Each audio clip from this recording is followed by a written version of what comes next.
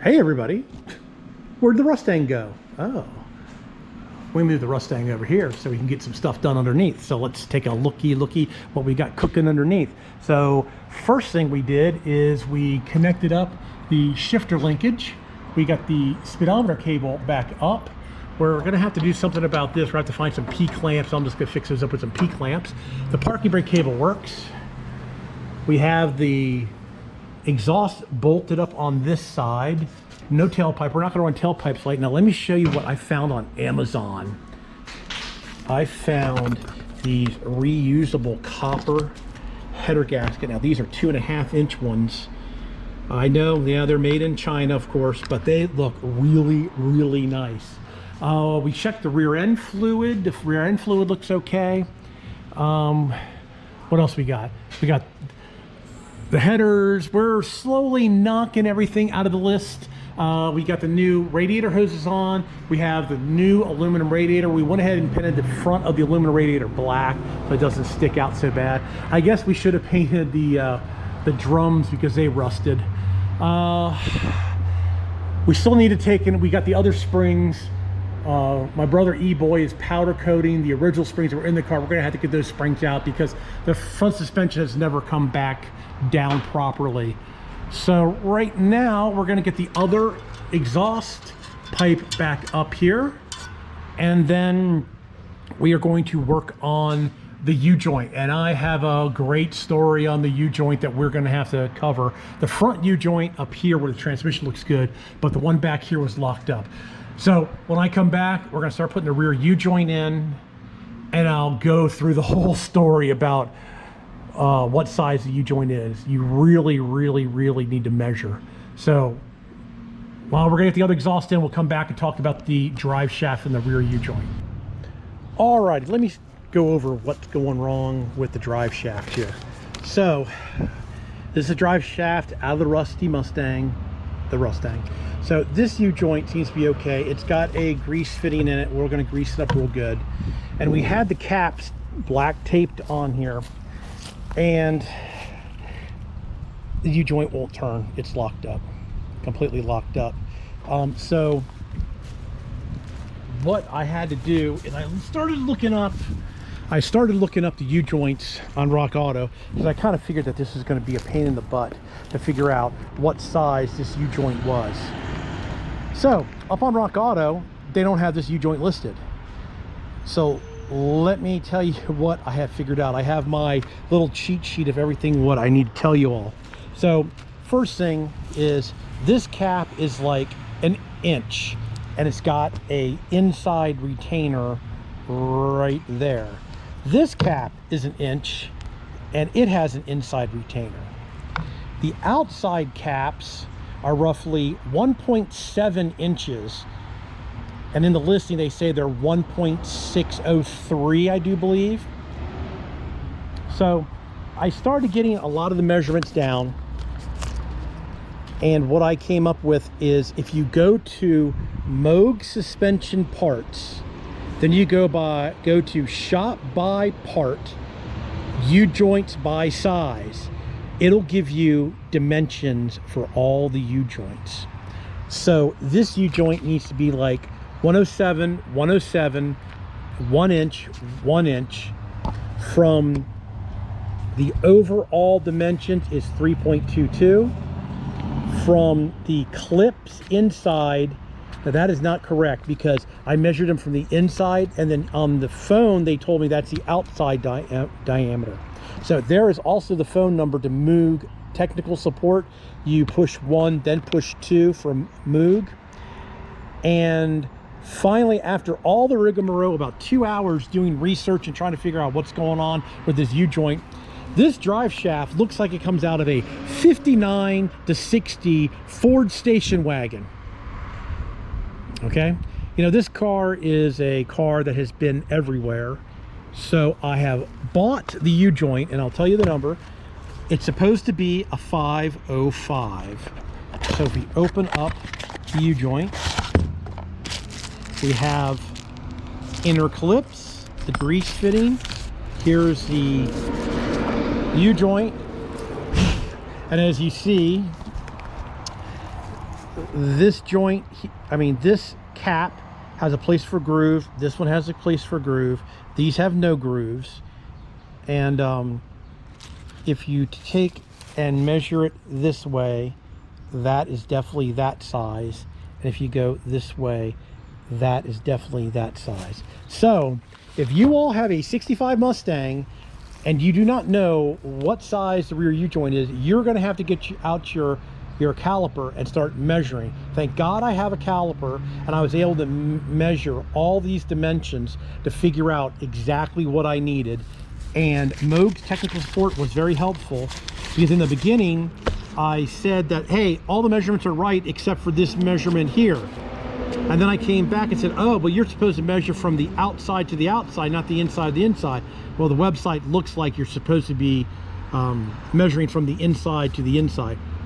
Anyway, that's my story, and I'm sticking to it. It took me like 2 hours to figure out what U-joint this vehicle needs. And then the next problem is nobody had this joint online. I found this for $44, $50 online, and then finally I put the Moog 505 part number into Amazon. Amazon had it 2 days, $21 and some change. So I'm losing my paper. Let me grab my paper.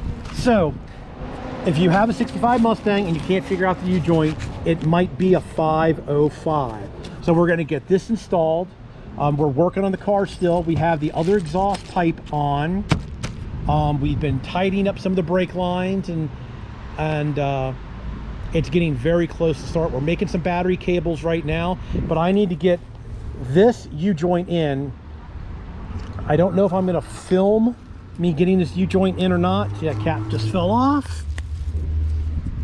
And these are really thick caps. Maybe they'll be good for high horsepower, but this car doesn't have high horsepower.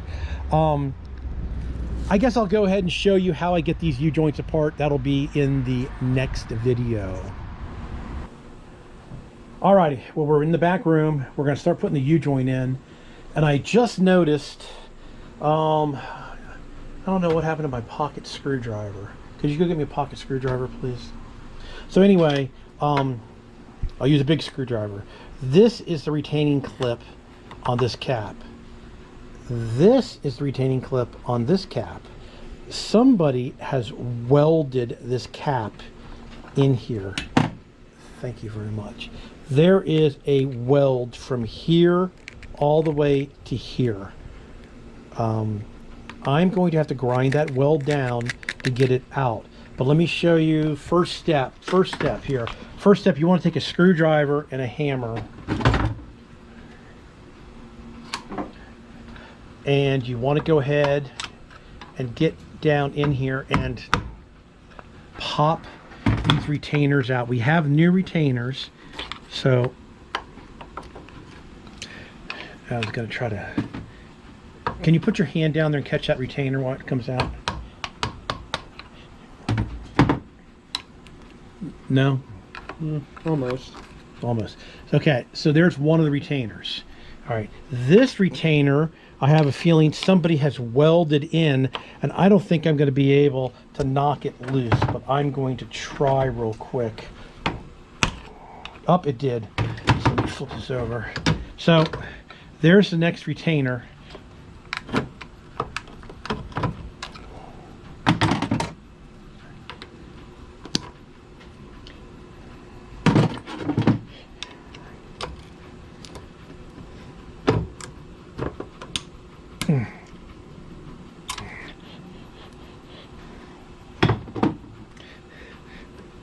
Okay, so, well, I dropped it, but you could see that that retainer was broken. That's probably why they took and they welded that. So I do know.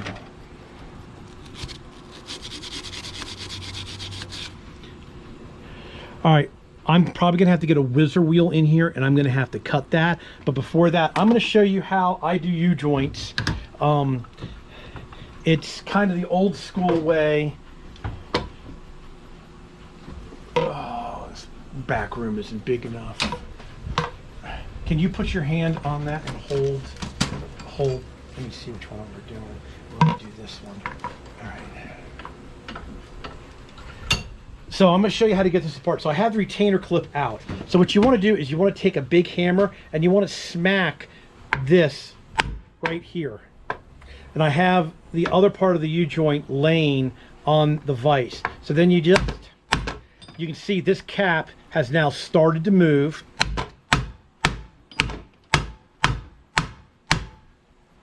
See, it's starting to move.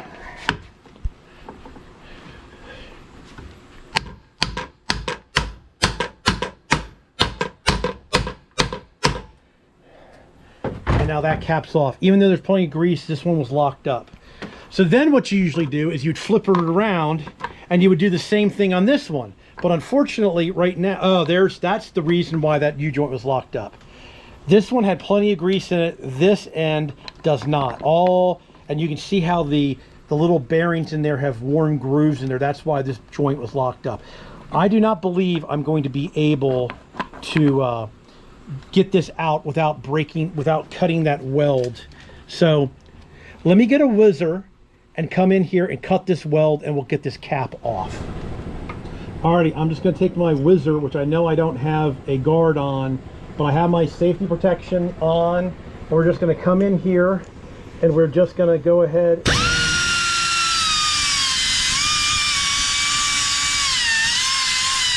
cut that weld. And you can see how I've come in here and just cut that cap back. This is like the second pass. So that probably should be good enough.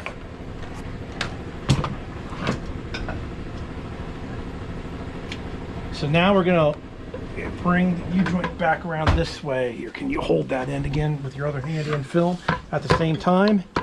All right. You're gonna have to lift up on it because I don't want to break this way, there you go. All right, so we have the snap ring out and we had to cut the weld, so now we should be able just to smack it there. There it goes. See, it's starting to move.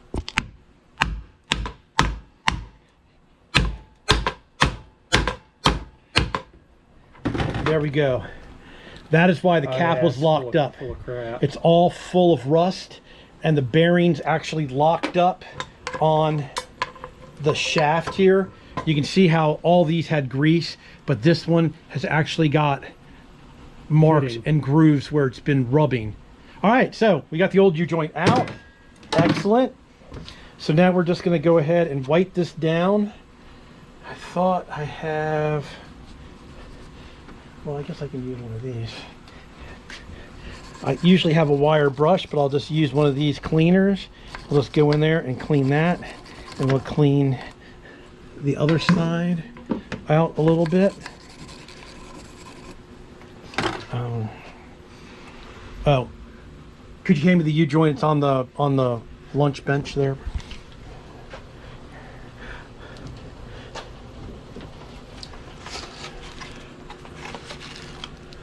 Yeah, I don't really care about the clips right now. I just need the joint. All right. So another important thing that you got to worry about is where are you going to point the grease fitting. This one actually, oops, has a grease fitting. Some people say you should have it in the compression or the release of the drive shaft. I really don't think it matters.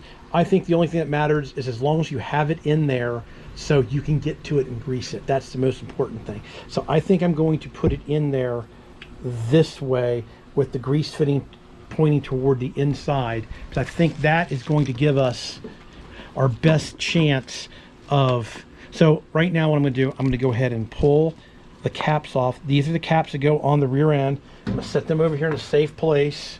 Same thing here. You do not want those roller bearings to fall. That's the problem when you're trying to put a U-joint in.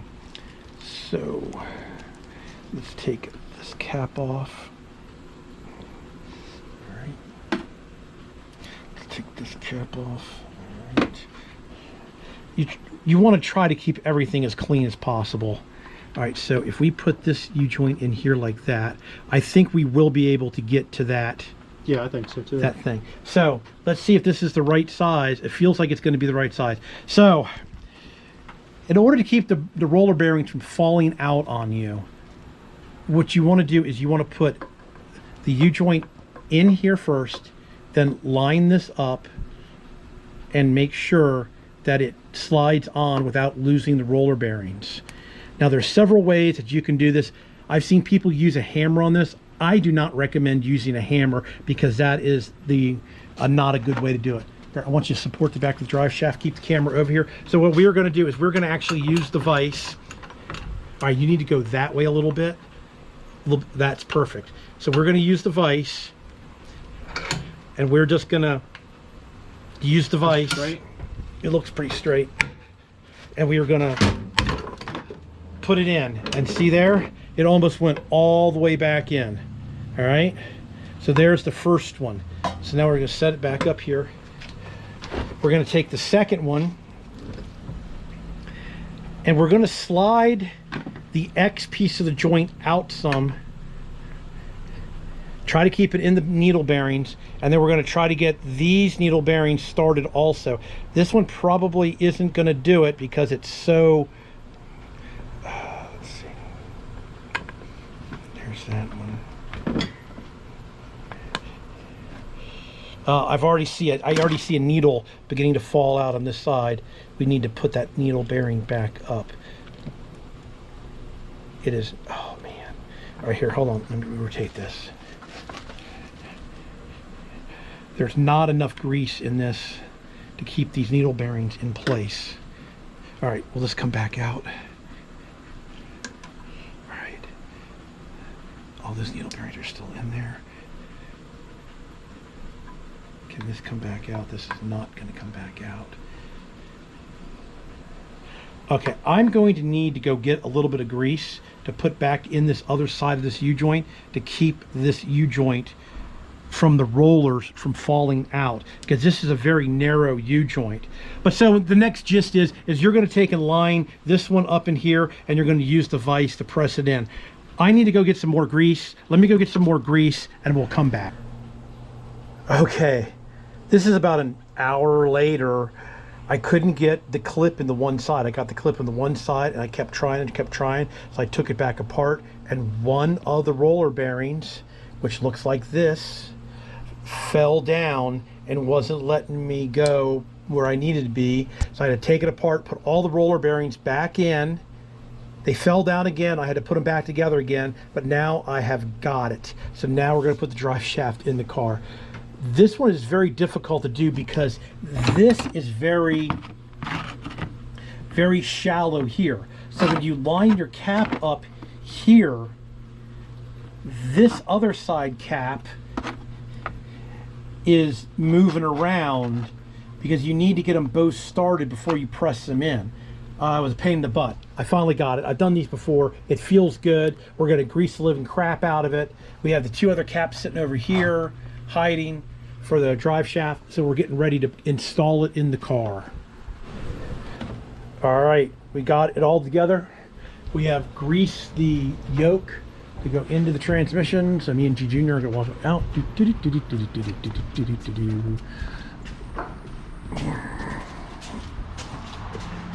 All right, go ahead and get that in there. Line it up. Yep. There it goes. All right. Okay, you got the drive shaft? Hold the drive shaft. I got it. All right, we're gonna have to bring the yoke around. That looks good. Push it in a little farther. All right, now come back. Back. Yep. Yep, there it is. It's got the little tangs there to retain these caps. All right, and then we have the straps here, and we're going to bolt the drive shaft in, and then we will be one step closer to firing this car up. And then we're going to grease the U-joints also now that we have them in. So let me get this all bolted up. Boy, those U-joints were a pain in the butt to do. All right, drive shaft is all installed. We're gonna grease it. The front one's got a grease joint too. We're gonna grease that one, make sure it's good. We're in park, so we have the shifter adjusted right. We got our new copper gaskets at the headers. These are the pipes that were with it. We had to mess around with this a little bit to get some of the stuff off the exhaust. It's not bent right. We might have to do something different. We put some P-clamps up here to hold. I know they're the wrong size. It's the only thing we had to hold the brake line up out of the way. We're one step closer to trying to fire this thing up. We're gonna just run a gas can because we don't have the fuel line run. And we still gotta switch the springs over. So I think I'm gonna end this one right now. I think this is part 19. Part 20, hopefully we'll be trying to get it to run and to drive. So I wanna thank everybody for watching. Please subscribe. You can always do that in that corner down there. Please give me a thumbs up if you like the Rustang video. We will catch you on the next one.